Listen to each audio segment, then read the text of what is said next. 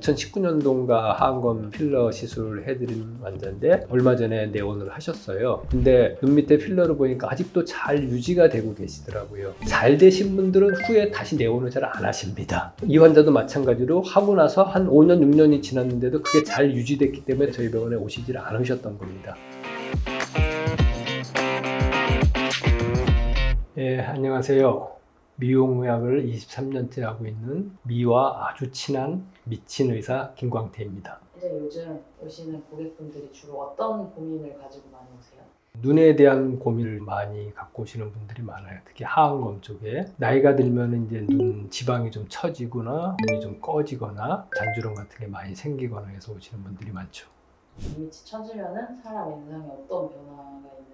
일단은 이제 눈밑의 문제가 크게 세 가지로 볼 수 있어요. 하안검의 문제는 눈이 처져 있으면은 나이 들어 보이고 경우에 따라서는 좀 더 사납게 보일 수도 있고요. 눈밑이 너무 꺼져 있으면은 되게 피곤해 보이고 안 돼 보인다 그래야 되나요? 뭐 이런 느낌이 좀 날 수도 있고 다크서클이 심하면은 되게 좀 건강이 안 좋아 보이고 그런 느낌들이 들죠. 이게 꼭 수술로만 해결이 되는 건가요? 수술에 좋은 적응증이 있고 수술이 아닌 다른 방법으로 할 수도 있어요. 근데 수술할 때는 지방이 늘어진 거를 적절하게 지방을 빼고 늘어진 피부를 적절하게 잘라서 붙여야 되는데 출자가 아무리 이거를 정교하게 한다 그래도 시간이 지나면 다시 또 처져 내리는 현상이 발생을 하거든요. 다시 처지는 거를 예방하기 위해서 지방을 많이 제거하면 오히려 시간이 지나면서 지방이 더 꺼지는 현상이 발생을 합니다. 이제 왜 그런 현상이 발생을 하냐면은 뼈 안에 안구가 들어있고 그 안구 밑에 지방이 들어 있습니다. 그 앞에는 이제 septum이라는 경막이 막아서 그 지방이 내려오는 걸 막아주고 있는데 젊었을 때는 나이가 먹으면 경막에 힘이 빠지면서 지방이 자꾸 중력에 의해서 밑으로 처지는 현상이 발생하게 되죠. 그런 거를 여태까지는 해결하는 방법을 수술로만 거의 해결을 했었는데 다시 또 문제가 생기는 결과가 많이 발생을 하기 때문에 이걸 같은 경우는 필러를 한번 시술을 해봤습니다. 10년 전에. 오히려 필러 시술한 분들이 결과가 3년, 4년 지나고 5년 지나도 오히려 더 잘 유지되고 있는 그런 결과를 내가 접했기 때문에 예전에는 상안검, 하안검 수술을 다 했었었는데 요새는 이제 하안검 수술은 안 하고 필러와 레이저 정도를 이용해서 시술을 해드리고 있습니다.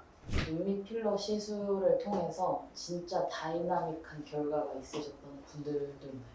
눈밑 시술만 거의 10,000건에 가까이 한 것 같은데 몇천 건 했죠. 눈밑에 적극적으로 하기 시작한 거는 한 15, 16년 정도 된 것 같습니다. 대부분은 눈밑 시술 환자들은 거의 만족도가 90%가 일단 넘습니다. 근데 이제 2019년도인가 하안검 필러 시술을 해드린 환자인데 얼마 전에 내원을 하셨어요. 근데 눈 밑에 필러를 보니까 아직도 잘 유지가 되고 계시더라고요. 저도 이제 주로 시술을 하다 보면은 잘 되신 분들은 후에 다시 내원을 잘 안 하십니다. 내원을 안 하시는 분들이 어떻게 경과가 진행됐는지에 대해서 확인하기가 힘든데 이 환자도 마찬가지로 하고 나서 한 5년, 6년이 지났는데도 그게 잘 유지됐기 때문에 저희 병원에 오시질 않으셨던 겁니다. 저도 약간 의아했던 게 있습니다. 어떻게 필러가 보통 히알루론산 제제가 길게 가야 뭐 2년이면은 흡수가 되는 걸로 알고 있는데 이분은 뭐 거의 5년 동안 잘 유지가 되고 있어서 참 저도 신기했었고 진짜 드라마틱한 결과라고 저는 생각을 합니다. 그렇게 된 이유를 유추해 보면은 필러라는 게 이물질이기 때문에 우리 몸에 들어가면 어느 정도 필러를 감싸는 캡슐이 형성이 됩니다. 주위에. 캡슐은 우리가 흔히 말하는 섬유화라 그러는데 콜라겐이 형성이 되는 거거든요. 콜라겐이 주위 조직에 형성이 돼서 필러의 흡수도 어느 정도 좀 지연시킬 뿐만 아니라 필러가 흡수되더라도 콜라겐 자체가 남아있기 때문에 눈밑에 탄력이 그대로 남아있고 꺼짐이 많이 예방됐던 것으로 지금 유추를 하고 있습니다. 수술이라는 건 부작용이 있을 가능성이 높잖아요.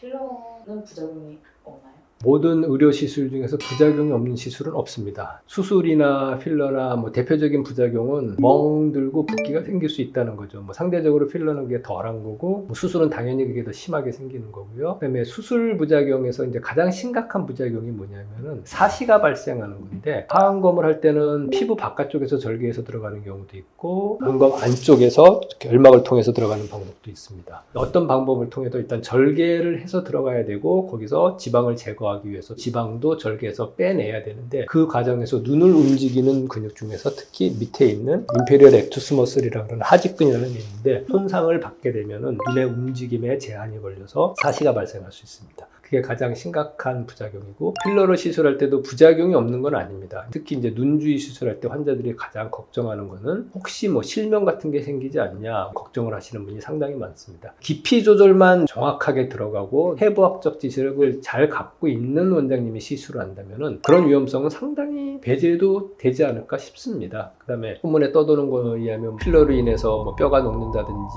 뭐 암이 발생을 한다든지 뭐 이런 걱정들을 하시는 분들이 계는데, 그건 다 말도 안 되는 소리고요. 물론 뼈라는 조직은 강한 압력을 지속적으로 받으면은 위축이 되고 뼈가 소실이 될 수도 있지만은 필러로 그 정도의 압력을 가한다는 거는 거의 불가능하고요. 특히 눈 밑에 들어가는 필러는 아주 소량입니다. 전체 다 합쳐서 뭐 1.5cc, 2cc 정도 양쪽에 나눠서 넣는 거기 때문에 그런 한 부위에 강한 압력이 가해지는 그런 이유도 없을 뿐더러 그런 게 생기지 않습니다. 당연히 암 발생한다는 건 말이 안 되는 소리고요. 만약에 필러 시술로 인해서 암이 발생을 한다는 게 사실이라면 식약처에서 이 모든 필러의 허가를 다 취소했겠죠. 의약품이라는 것 자체는 전부 출시되기 이전에 대부분은 뭐 5년, 10년 정도의 임상시험을 거쳐서 안정성이 확보된 것만 출시가 돼서 임상에서 쓸 수 있는 것들이기 때문에 그런 염려는 안 하셔도 될 것 같습니다. 원장님만의 특별한 팁 같은 게 있을까요?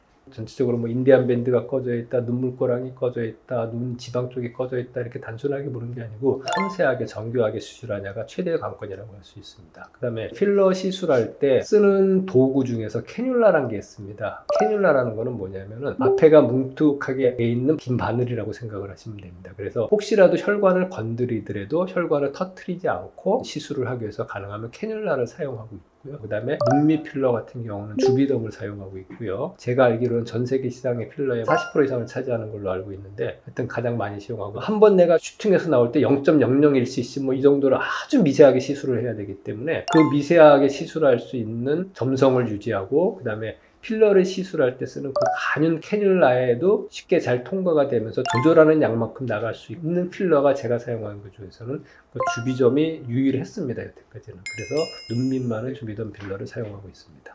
이런 환자분들은 눈밑 필러 시술이 잘 맞는다, 이런 분들이 특별하게 있을까요? 네, 일단은 첫 번째 가장 좋은 적응증은 눈밑이 꺼지신 분들, 두 번째는 다크서클이 있으신 분들도 적응증이 괜찮고요. 세 번째는 지방이 노출되신 분들, 근데 수술하기가 좀 꺼리시는 분들, 이런 분들도 적응증이 좋습니다. 그 다음에는 수술에 대한 부담이나 부작용 때문에 걱정하시는 분들도 받기 괜찮고요. 상대적으로 수술보다는 다운타임이 시간이 짧으니까요. 바로 일상생활을 해야 되거나 뭐 중요한 행사 같은 거를 앞두신 분들은 필러로 시술해 보실 것도 한번 권해드립니다. 그래서 무조건 수술로만 접근하기보다는 한 번 정도는 필러 시술도 고려해 볼 수 있을 거라고 생각을 합니다. 한 번으로 완전히 잘 교정이 되시는 분들도 있고, 경우에 따라서는 두세 달 후에 살짝 리터치가 또 필요한 분들도 계십니다. 너무 피부에 탄력이 떨어지시는 분들은 SRS 레이저나 이런 걸 좀 같이 해야 될 필요도 있고요. 네, 오늘도 지켜봐 주신 분들 감사드리고요. 앞으로도 더 좋은 내용으로 찾아뵙겠습니다.